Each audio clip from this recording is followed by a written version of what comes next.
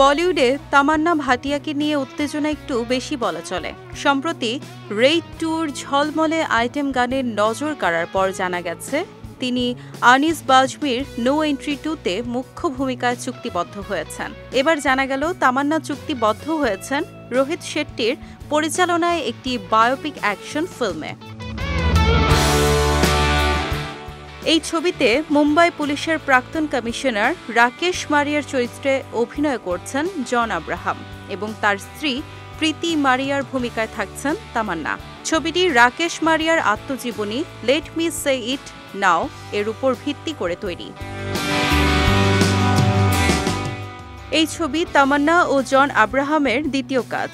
এর আগে নিখিল আদবানির ভেদা ছবিতে জনের স্ত্রীর চরিত্রে ক্যামিও করেছিলেন তামান্না।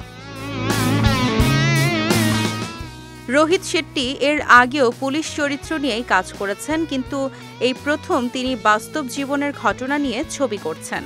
ছবিতে উঠে আসবে মারিয়ার ৩৬ বছরের গৌরবময় ক্যারিয়ার, যেখানে ছিল ১৯৯৩ সালের মুম্বাই বিস্ফোরণ, ২০০৮ সালের ইন্ডিয়ান মুজাহিদিন মডিউল ধ্বংস, ২৬/১১ মুম্বাই হামলা এবং শিনা বোরা হত্যা মামলা।